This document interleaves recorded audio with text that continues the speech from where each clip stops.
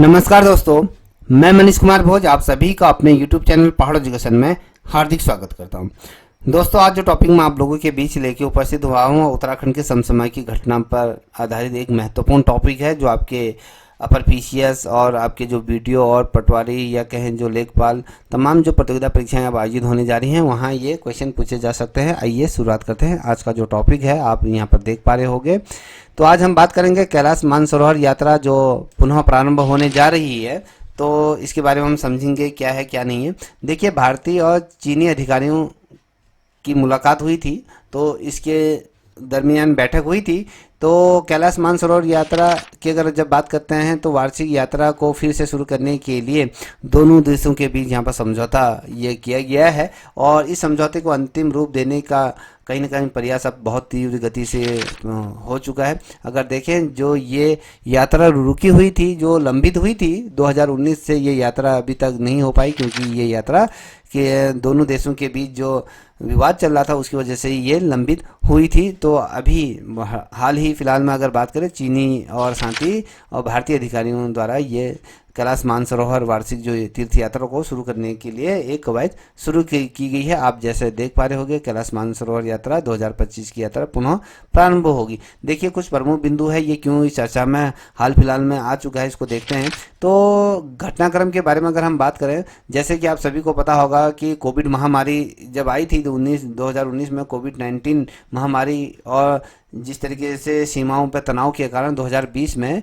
ये निलंबित तीर्थ यात्रा फिर से शुरू करने के लिए कवायद शुरू हो गई। अगर देखें 2019 में, अगर हम कहें 19 लास्ट या 19-20 के मध्य में अगर बात करें, फरवरी 20 के आसपास अगर हम बात करें, तो भारत में कहीं ना कहीं जिस तरीके से कोविड-19 की महामारी और साथ ही जिस तरीके से सीमाओं में तनाव पैदा हो रहा था उसके वजह से 2020 के बाद ये यात्रा शुरू नहीं की गई, ये लंबित कर दी गई थी और दोनों राष्ट्र सीधी हवाई सेवाएं पुनः शुरू करने पर भी सैद्धांतिक रूप से सहमत हो गए हैं। अगर देखें, चाइना और भारत के बीच पुनः क्या होगी, जो हेली सेवाएं हैं वो शुरू हो चुकी है। अंतर्राष्ट्रीय स्तर पर भी ये सिद्धांतिक रूप में यहाँ पर सहमति हो चुकी है, जिसका उद्देश्य तीर्थयात्रियों के लिए सुविधाजनक बनाना और लोगों के बीच आपसी समझौते को भी मजबूत करना है। अगर देखें, एक चीज़ और बता दूं आपको, जो हवाई सेवाएं जो प्रारंभ की गई हैं, अगर आप देखोगे तो जिस तरीके से भारत सरकार द्वारा जो कैलाश मानसरोवर यात्रा का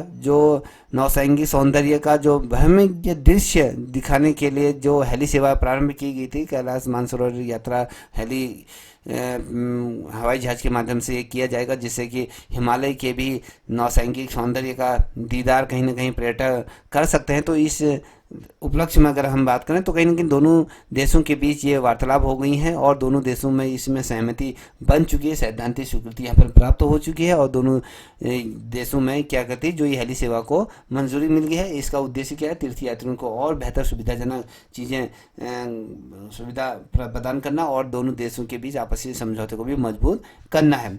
अगर हम देखें, जल विज्ञान संबंधी आंकड़े आदान प्रदान करना और सीमा पार नदियों पर भी सहयोग को पुनः आरंभ करने और आपसी विश्वास और सहयोग को बढ़ाने की चर्चा चल रही है।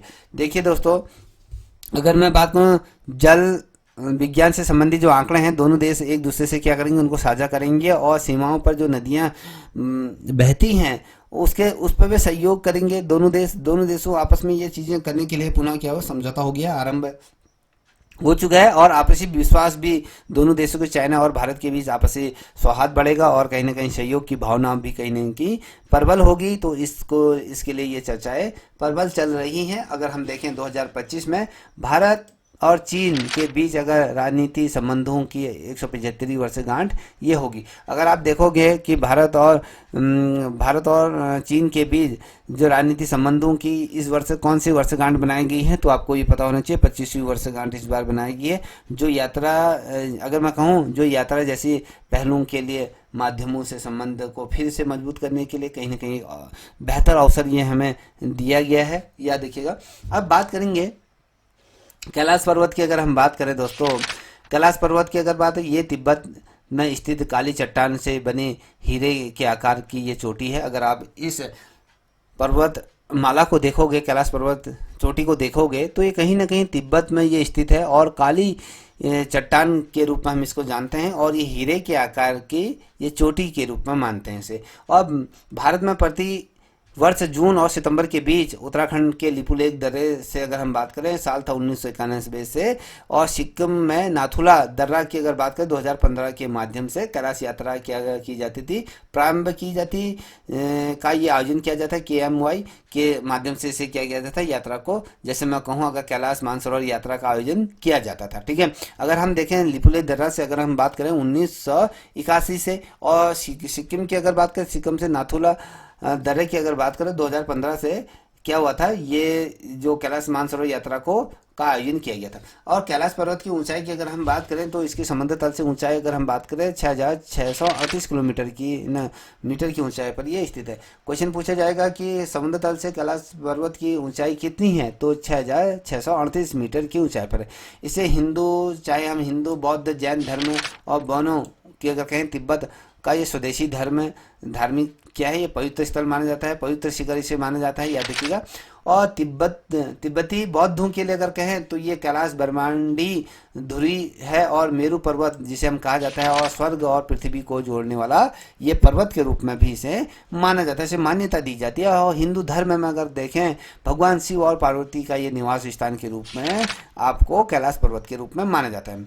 और अगर आप देखोगे जैन धर्म में कैलाश अष्टपाद और साथ ही ऋषि भंगनाथ को ज्ञान यहाँ प्राप्त हुआ था, याद रखिएगा।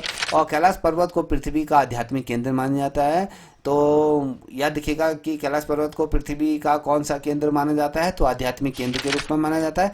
यहाँ से सतलुज और ब्रह्मा और कमली और सिंधु नदियाँ यहाँ से निकलती हैं, ठीक है, कैलाश मानसरोवर से। और अगर कहें तो याद रखिएगा कि मानसरोवर झील पर्वत की तलहटी में स्थित है। जो मानसरोवर झील है तो ये कैलाश पर्वत के तलहटी में ये क्या है, स्थित है। और हालांकि कैलाश पर्वत की ऊंचाई अगर बात करें तो माउंट एवरेस्ट की जो ऊंचाई है, हमने कहा कि आपके 6638 मीटर की ऊंचाई पर है, और माउंट एवरेस्ट की अगर बात करें तो 8849 मीटर से कम है।